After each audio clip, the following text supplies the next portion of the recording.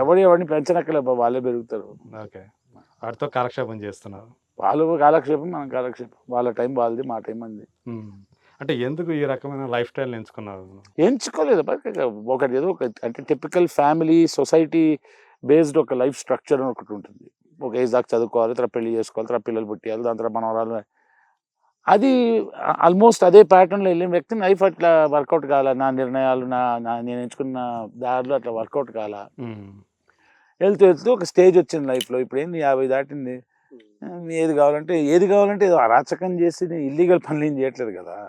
సొసైటీకి నచ్చకపోవచ్చు, సొసైటీ ఏమంటారు ఎన్ఫోర్స్ చేస్తారు కదా కొన్ని మారల్స్, అవన్నీ నేను పెద్ద పట్టించుకోను. నాకు ఏది మారల్ అనిపిస్తుంది చేస్తాను.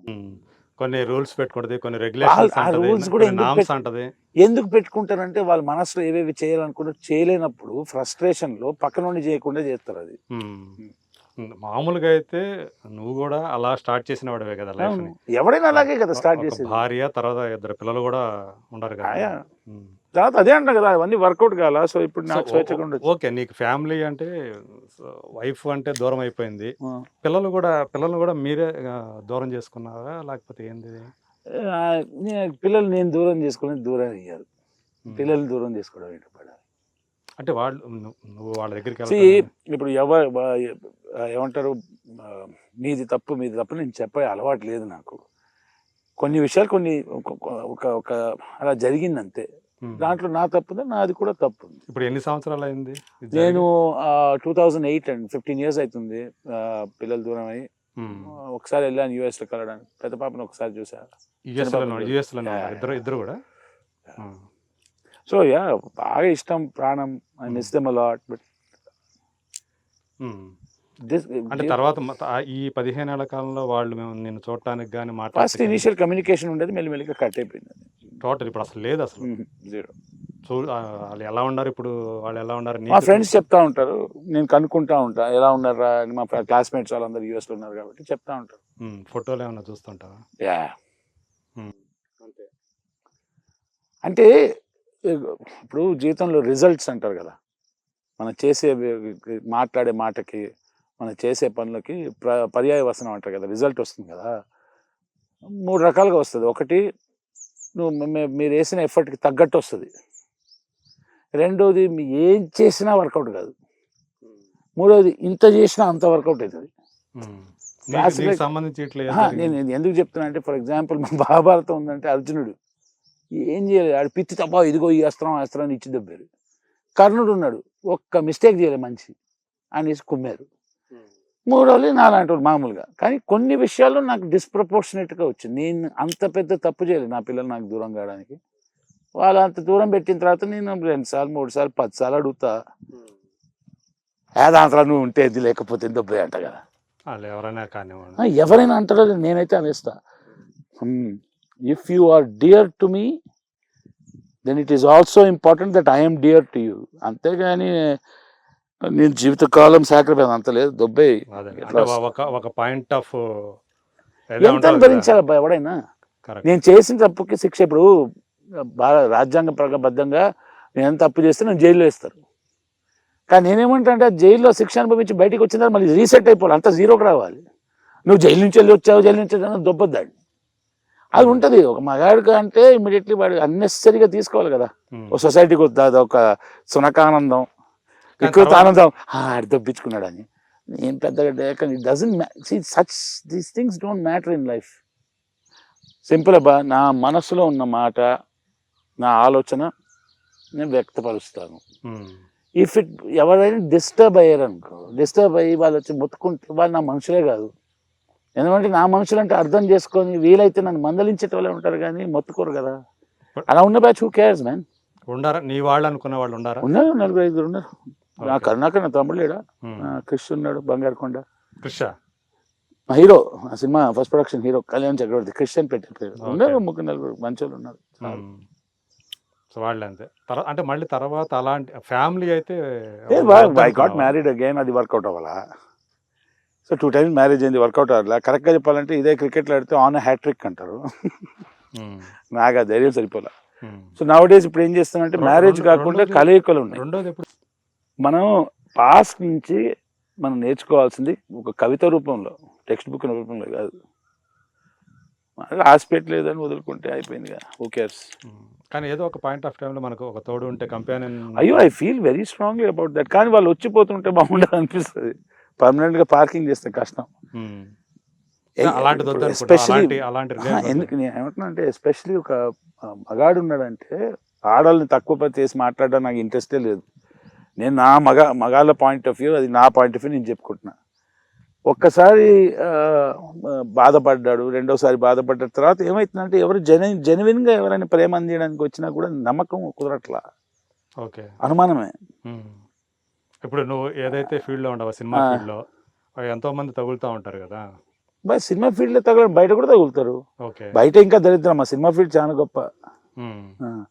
సినిమా ఫీల్డ్లో ఆర్టిస్ట్ అట్లీస్ట్ వాళ్ళకి ఒక పంతరం వచ్చబ్బా గౌరవిస్తాను. బయట సగం మంది బేవర్సే కదా. అంతేనా? ఇండస్ట్రీలో పంతరం లేకుండా పైకి రాలేము. You understand? చలనచిత్ర పరిశ్రమలో నటన, డాన్స్ అన్ని రావాలి, లేకపోతే పైకి రాలేము. బయట ఏమన్నా బేవర్స్గా బతికేస్తూ ఉంటారు జనాలు. సో అక్కడి నుంచి నీకు ఎక్కువ మా ఇండస్ట్రీ నుంచి ఐ హ్యాడ్, ఇండస్ట్రీలో నాకు తెలిసిన నటులు నటీమణులు, I love them, they love me. We're professionals అంటే హార్డ్ కోర్ ప్రొఫెషనల్స్ మేము. అంటే ఒక మర్యాద, రెస్పెక్ట్ ఉంటుంది. లైఫ్ ని షేర్ చేసుకుంటామని లేదు, ఇండస్ట్రీ నుంచి ఎప్పుడు రాదు. అంటే సింగిల్ గానే ఉన్నాడు శ్రీకాంత్. సో నేను ఇష్టపడే వాళ్ళు ఉండొచ్చు కదా. ఉంటారు, చాలా మంది ఇష్టపడతారు. నేను ఇష్టపడేవాళ్ళు ఉంటావు, ఏది నువ్వు ఇష్టపడే వాళ్ళు కూడా ఉంటారు. ఉంటారు. అదే ఎప్పుడు వాళ్ళతోటి ఇలాంటి ప్రపోజల్స్ ఎప్పుడు? అదే అంటున్నా కదా, హార్డ్ కోర్ ప్రొఫెషనల్స్ కదా ఆర్టిస్టులు మోస్ట్లీ. ఇవన్నీ పెంటలు ఉండవు, టీవీ సీరియల్ ఉండవు మన జీవితంలో, సినిమాల్లో కదా. సరే, మొన్న విజయవాడ వెళ్ళి ఒక బాంబు పేల్చావు, భూమ్ అని ఒకటి ఏదో బీరుది. ఓకే, ఆ వీడియో ఎట్లా అయిపోయిందంటే అసలు నువ్వు దాంట్లో ఒక ఎమోషనల్గా ఏమైపోతాను, అసలు ఏం జరుగుతుంది, అది నిజంగా మరి ఇట్లా సంచలనం సృష్టించడం కాబట్టి వీడియో చూసి నవ్వాలి తప్ప ఏం లేదు దాంట్లో. ఎడిట్ చేయకపోతే నేను ఒక మాట చెప్తా, కానీ ఎడిట్ చేయకూడదు. చెప్పు. అట్లా నేను ఒక వీడియో మా బావలు ఏమో మాకు మంది ఏదైనా దొరుకుతుందా అని అడిగా. ఇక్కడ కష్టం, మనకు నేను మీకు నచ్చిన బ్రాండ్ దొరకకపోవచ్చు. ఎవరంది? ఫ్రెండ్స్. ఓకే, దాంట్లో బీర్ ఉంది, ఏమో హార్బుల్ ఉంటుంది, ఏదో రకరకాల ఒపీనియన్స్. కొందరు అంటే అట్లా ఏం లేదన్నా, మామూలుగానే ఉంటుంది, తాగచ్చు అన్న అన్నారు. సో పోయి అది తెచ్చుకున్నప్పుడు అక్కడ ఒకడు అన్నాడు, ఇది వద్దు సార్ మంచిది కాదని ఎవడో అన్నాడు. నీకు ఎందుకైనా తాగుతామని తెచ్చుకున్నాం, ప్రశాంతంగా ఉంది. తెచ్చుకుని ఓపెన్ చేయగానే టాపిక్ వెళ్తుంది కదా, జోక్స్ అయితే ఇది తాగుతుంది అయిపోతుంది అని నవ్వుకొని వీడియో చేశా. అంతే. అంటే ఏమని ధైర్యం చేస్తున్నాను, అది ఓవర్ యాక్షన్ చేస్తున్నాను అందరికీ తెలుసు. నేను ఓవర్ యాక్షన్ చేస్తానండి, బాధ్యత గల పౌరుడిని. కానీ ఇవాళ నా డిప్రెషన్ పిక్చర్లో చిన్న విషయం చేశాను. విజయవాడలో ఉన్నా కాబట్టి బీర్ తెచ్చుకున్నానండి. మామూలు బీర్ కాదు అది. మా ఇంట్లోకి చెప్పాలా, మిత్రులకు చెప్పాలా, మీ అందరికి చెప్తున్నా.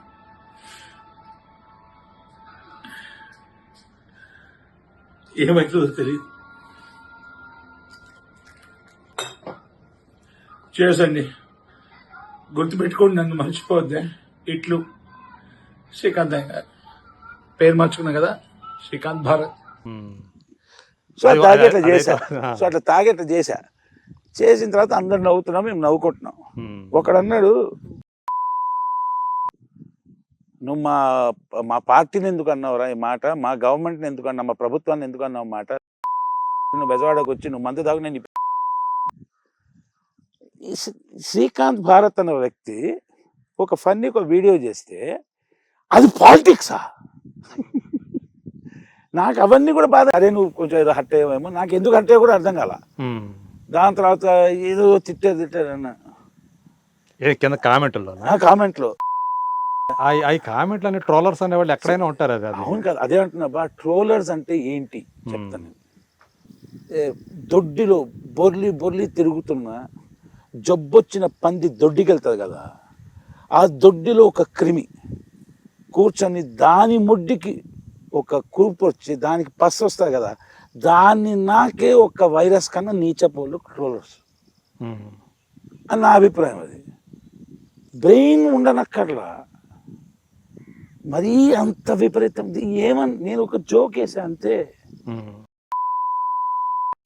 వాళ్ళు అలా ఉంటే నేను అన్న పాయింట్కి నవ్వుకోను. ఇప్పుడు ఫర్ ఎగ్జాంపుల్ బ్రదర్, సాయంత్రం 6 o'clock మణికొండ నుంచి కుక్కట్పల్లి వెళ్తే ట్రాఫిక్ ఎలా ఉంటుంది? మామూలుగా రెగ్యులర్గా వెళ్ళి 1/2 అవర్లో వెళ్ళేది ఆ రోజు గంటన్నర పట్టుద్ది. అంటే రకమా కదా. అంటే ఇప్పుడు మీరు ప్రస్తుతం టీఆర్ఎస్ గవర్నమెంట్ తిట్టారు అంటే ఎట్లా? సంబంధం ఉండాలి కదా. పీక్ అవర్స్లో అంతే అట్లాగే ఉంటుంది. నేను అది రకమరా బాబు ట్రాఫిక్ అంటే ప్రభుత్వాన్ని తిట్టే అంత బొమ్మ లేదు నాకు. ఎందుకు అలా ఫీల్ అవ్వాలి అంటే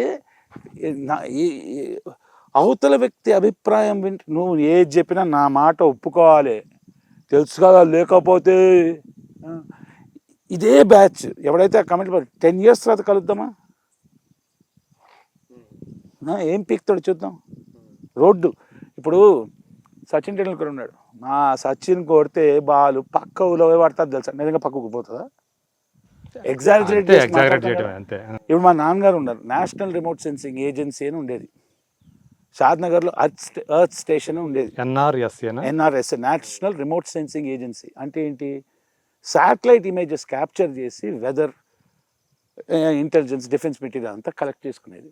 దాని తర్వాత దాన్ని ఎన్ఆర్ఎస్సి అని చేశారు, నేషనల్ రిమోట్ సెన్సింగ్ సెంటర్ చేశారు. మా నాన్నగారు ఇస్రోలో పనిచేశారు. సో చిన్నప్పటి నుంచి అరే మన వాళ్ళు ఎంత పుడింగిలు చేస్తారు, జస్ట్ వెయిట్ ఫర్ 10, 15, 20 years ఆగండి రా, we will establish hour reign over the space అని మా నాన్నగారు చెప్పేటోళ్ళు. స్పేస్ కాదురా, సూర్యుడు కాదురా, అది మన రాజ్యం ఉంటుందిరా, నువ్వు చూడు. మన వాళ్ళు ఎట్లా అనుకున్నాం, సూర్యుడి దగ్గర పోయి అరే నీకు జ్వరం ఉందా అని కనుక్కునే రకం రా అన్నారు. అది నేను నవ్వుకుంటా ఒకటి బయట చేశా. ఎందుకు వెళ్ళారు చందమామకి అంటే కింద ఏలు పెట్టి చూశారు వాటర్ ఉందా అని. సూర్యుడి దగ్గరకు ఎందుకు వెళ్ళారంటే కింద ఏలు పెట్టి చూడడానికి జ్వరం ఉందా అన్న. దానికి ఒకటి రాశాడు, అరే ఇస్రో వాళ్ళని అని. ఆడికి ఇస్రో ఫుల్ ఫామ్ రాదు ఆడికి. ఎందుకు ఆ రియాక్షన్ ఇవ్వాలంటే frustrated troller. What is a troller? చెప్పే కదా ప్రొసీజర్. దరిద్రం, ఏమి పీకలేనోడు పక్కనోడు విమర్శిస్తాడు. సాధించే వ్యక్తి టైం ఉంటుంది కదా అబ్బా జీవితం. నేను మామూలుగా మా మిత్రులకి మా తమ్ముళ్ళకి డైరెక్ట్ మాట అంటాను, తప్పులు చూస్తూ ఉంటారు కదా, ఎంతకాలం బతుకుతారు, వాడు పోయిన తర్వాత ఏం చేసుకుంటారు, తప్పులతో ఊరగాయ చేస్తారు, ఆవకాయ. వదిలేద్దాం భయ్, ముందుకెళ్దాం భయ్, అంతే కదా. అసలు నువ్వేం చేస్తున్నావు? నేను అవతల వ్యక్తి గురించి ఒకటి ఏదో కమెంట్, నీకు ఎవడైనా మాట్లాడతాడు, అది మీరు మాత్రం అలాగే మాట్లాడండి, ఎదగొద్దు, అలా దరిద్రంగానే ఉండాలి. శ్రీకాంత్ భారత్ అని ఒక వ్యక్తి ఏంటి అంటే పగిలిపోయిందిరా బాబు ఈ సమ్మర్ అంటే ప్రభుత్వాన్ని తిట్టినట్ట, ఓ పొలిటికల్ పార్టీని తిట్టినట్ట. బ్రెయిన్ ఉండద్దు. పాలిటిక్స్ గురించి నాకేం తెలుసు. నేను మా కరుణాకర్ మా ఫ్రెండ్స్ అందరు కూర్చొని రాత్రి సిట్టింగ్ వేసినప్పుడు పెద్ద పెద్ద డిసిషన్స్ ఇట్లా తీసుకుంటాం. లేదు మా G20 కాదు G32 ఉండాలి. G20 అంటే ఏంటో తెలియదు నాకు, అవునా? ప్రభుత్వం కాస్ట్ పాలిటిక్స్, ఈ పాలిటిక్స్ నాకు తెలియదు భయ్. ఏదో ఒకటి ఆడే వాడు వస్తే బాగుంటుంది, ఈడు వస్తే బాగుంటారా, ఆడు వస్తే బాగుంటారా అని ఏదో మాట్లాడుకుంటాం. దట్ డజంట్ మీన్ సెంట్రల్ గవర్నమెంట్లో ఎవరు రావాలంటే నేను మా మోదీ భక్తునండి. మా నాన్నగారు మా తాతగారి నుంచి RSS నేను గర్వంగా చెప్పుకుంటా. అసలు నాకు I'm the greatest Hindu in the world. You know why? Because I don't believe in god. దేవుడే లేదని గట్టిగా ప్రగాఢమైన నమ్మకం పెట్టుకునే హిందువుని నేను. That is the only religion which gives me that అని అన్నందుకు మిగతా రిలీజన్స్ తిట్టాను. నాకు సంబంధం లేదు మిగతా రిలీజన్స్తో. మీకు జిలేబీ అంటే ఇష్టమా? ఇష్టమే. అంటే జిలేబీ అంటే ఇష్టం అంటే తిడతా? పొద్దున్న లేచి ఏదైనా ఉద్యోగానికి వెళ్ళి పొద్దున్న లేచి నేను సాధించాలి, నేను జీవితంలో ముందుకెళ్ళేటోళ్ళకి ఆలోచనలు ఉంటాయి. వీళ్ళెంత